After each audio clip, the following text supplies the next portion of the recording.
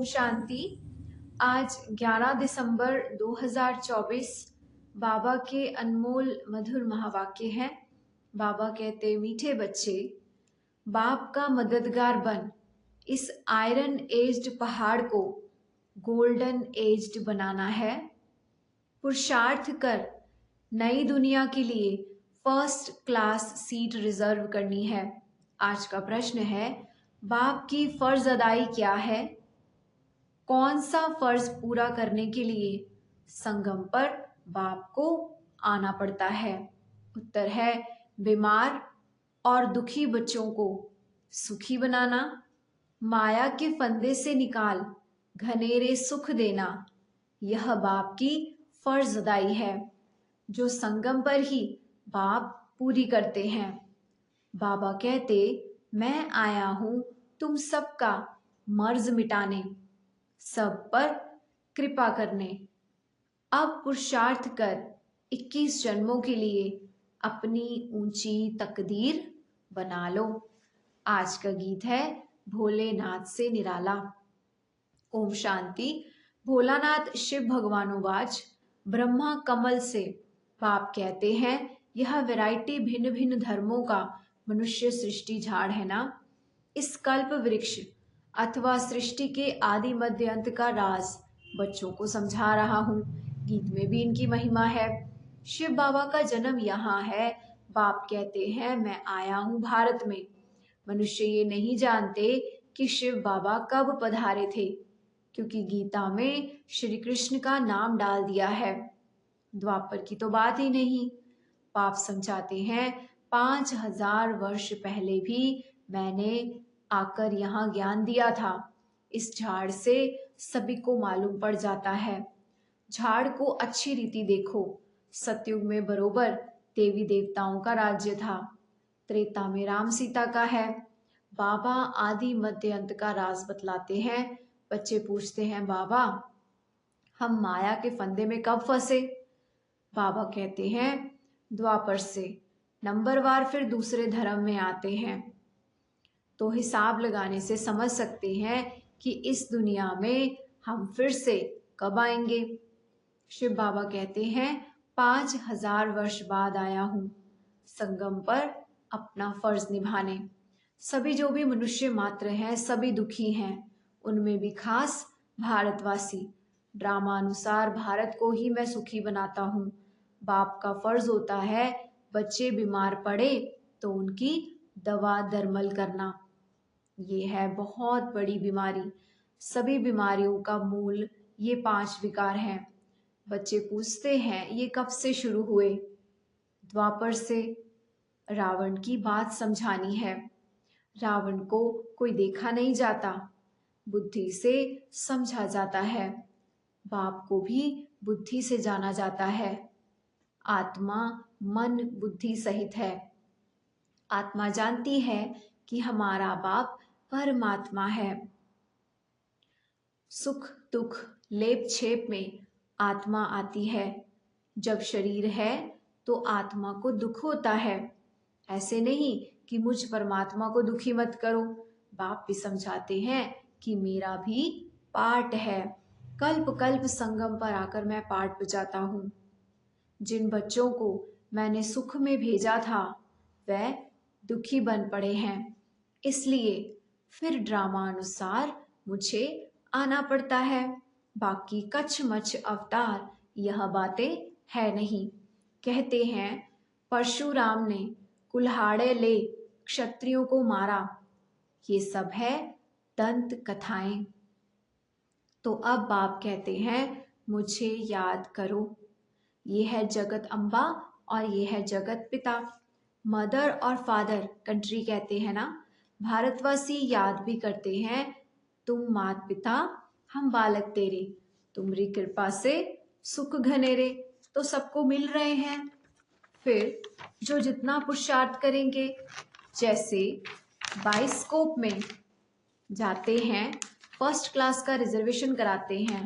बाप भी कहते हैं, चाहे सूर्यवंशी चाहे चंद्रवंशी में सीट रिजर्व कराओ। जितना जो पुरुषार्थ करे उतना ऊंच पद पा सकते हैं। तो सब मर्ज मिटाने बाप आए हैं। रावण ने सबको बहुत दुख दिया है।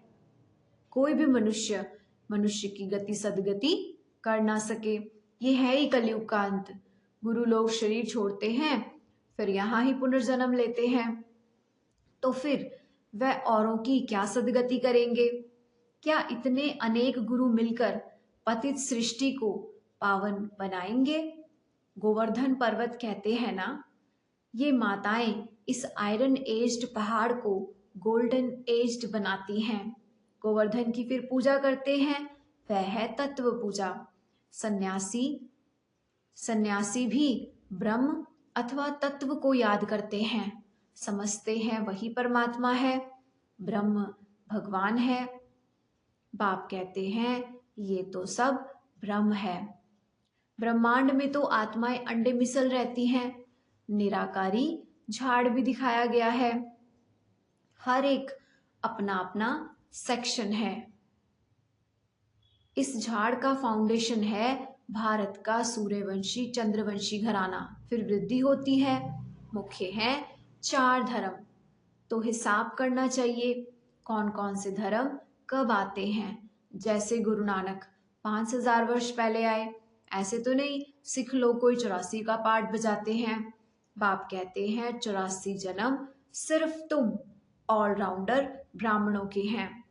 बाबा ने समझाया है कि तुम्हारा ही ऑलराउंड पार्ट है। ब्राह्मण, देवता, क्षत्रिय, वैश्य, शूद्र तुम ही बनते हो। जो पहले देवी देवता बनते हैं वही सारा चक्र लगाते हैं। बाबा कहते हैं तुमने वेद शास्त्र तो बहुत सुने, अभी यह सुनो और जज करो कि शास्त्र राइट है या गुरु लोग राइट हैं, या जो बाप सुनाते हैं वह राइट है। बाप को कहते हैं ट्रुथ।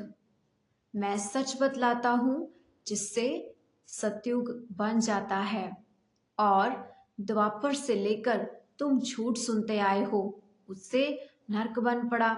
बाप समझाते हैं मैं तुम्हारा गुलाम हूं। भक्ति मार्ग में तुम गाते आए हो मैं गुलाम तेरा। अभी मैं तुम बच्चों की सेवा में आया हूं। बाप को निराकारी निरंकारी गाया जाता है, तो बाप कहते हैं मेरा फर्ज है तुम बच्चों को सदा सुखी बनाना। गीत में भी है अगम निगम का भेद खोले। बाकी डमरू आदि बजाने की बात नहीं है, ये तो आदि मध्य अंत का सारा समाचार सुनाते हैं। बाबा कहते हैं तुम सभी एक्टर्स हो, मैं इस समय करण करावन हार हूं। मैं इनसे ब्रह्मा द्वारा स्थापना करवाता हूं।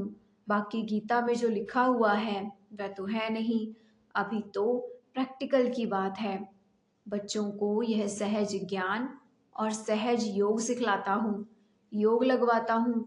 कहा है ना, योग लगवाने वाला, झोली भरने वाला, मर्ज मिटाने वाला। गीता का भी पूरा अर्थ समझाते हैं। योग सिखलाता हूँ, सिखलवाता भी हूँ। बच्चे योग सीखकर फिर औरों को सिखाते हैं। कहते हैं योग से हमारी जोत जगाने वाले ऐसे गीत भी कोई घर में बैठकर सुने तो सारा ही ज्ञान बुद्धि में आ जाए। बाप की याद से वर्षे का नशा भी चढ़े। सिर्फ परमात्मा व भगवान कहने से मुख मीठा नहीं होता, बाबा माना ही वर्षा। अब तुम बच्चे बाबा से आदि मध्य अंत का ज्ञान सुनकर फिर औरों को सुनाते हो, इसे ही शंख ध्वनि कहा जाता है। तुमको कोई पुस्तक आदि हाथ में नहीं लेनी है, बच्चों को सिर्फ धारणा करनी होती है। तुम हो सच्चे रूहानी ब्राह्मण, रूहानी बाप के बच्चे। सच्ची गीता से भारत स्वर्ग बनता है। तुम सब पार्वतियां हो, तुमको यह अमर कथा सुना रहा हूं। तुम सब द्रौपदियां हो, वहां कोई नंगन होते नहीं। कहते हैं तो बच्चे कैसे पैदा होंगे? अरे है ही निर्विकारी, तो विकारी की तो बात हो नहीं सकती। तुम समझ नहीं सकेंगे कि योग बल से बच्चे कैसे पैदा होंगे। तुम आर्ग्यू करेंगे, परंतु ये तो शास्त्रों की बातें हैं।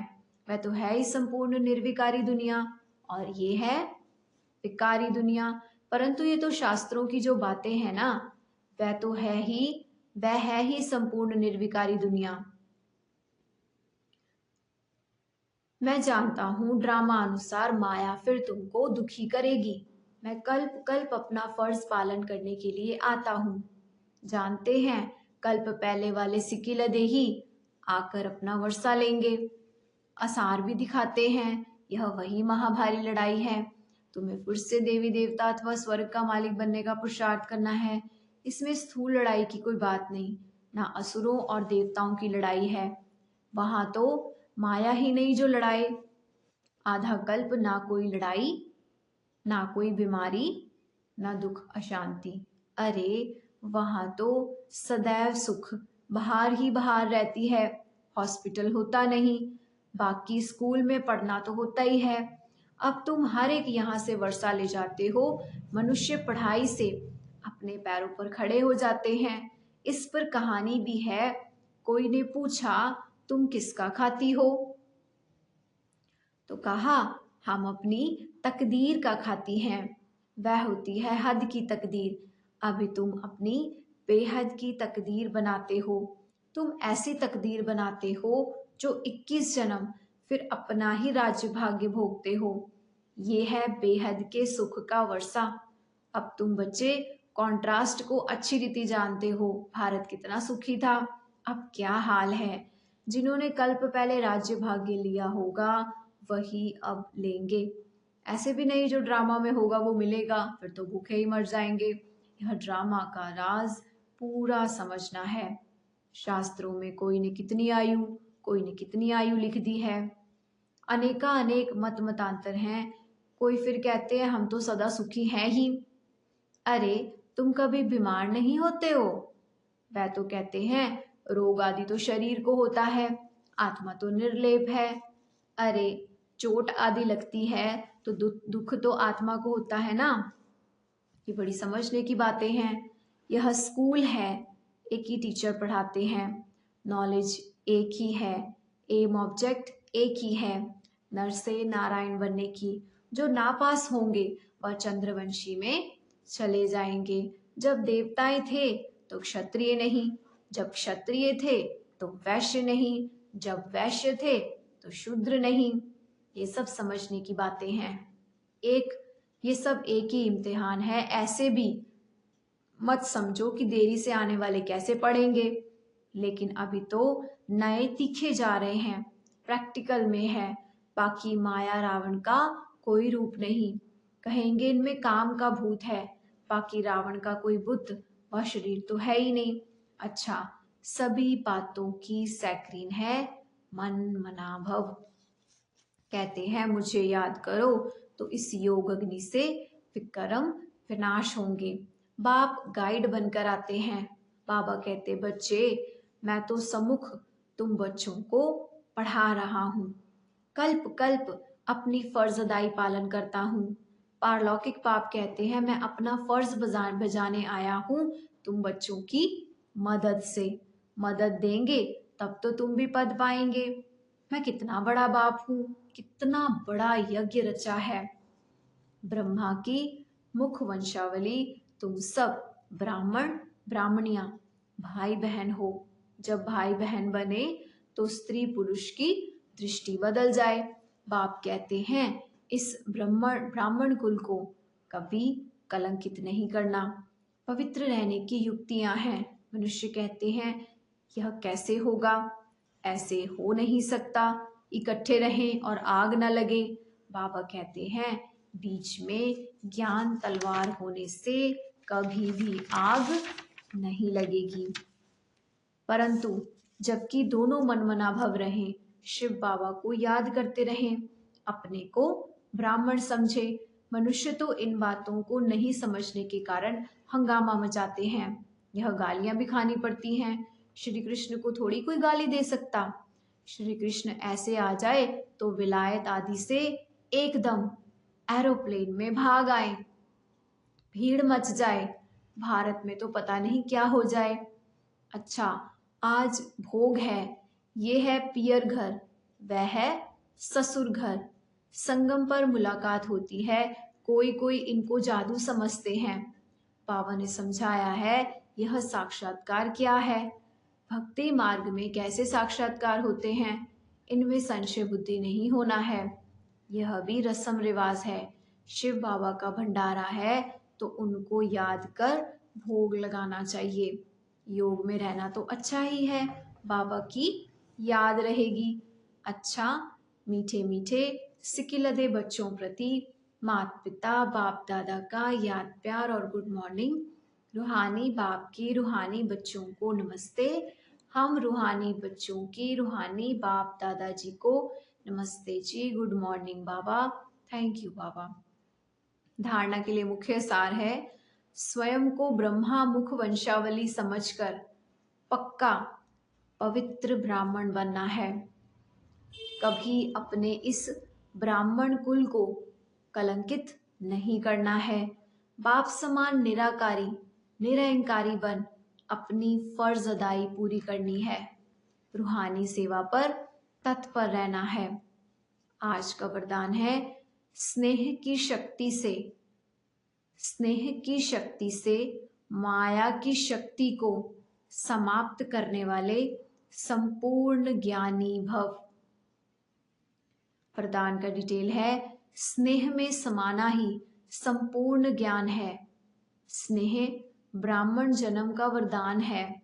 संगम युग पर स्नेह का सागर स्नेह के हीरे मोतियों की थालियां भरकर दे रहे हैं, तो स्नेह में संपन्न बनो। स्नेह की शक्ति से परिस्थिति रूपी पहाड़ परिवर्तन हो पानी समान हल्का बन जाएगा। माया का कैसा भी विकराल रूप व रॉयल रूप सामना करे तो सेकंड में स्नेह के सागर में समा जाओ। तो स्नेह की शक्ति से माया की शक्ति समाप्त हो जाएगी।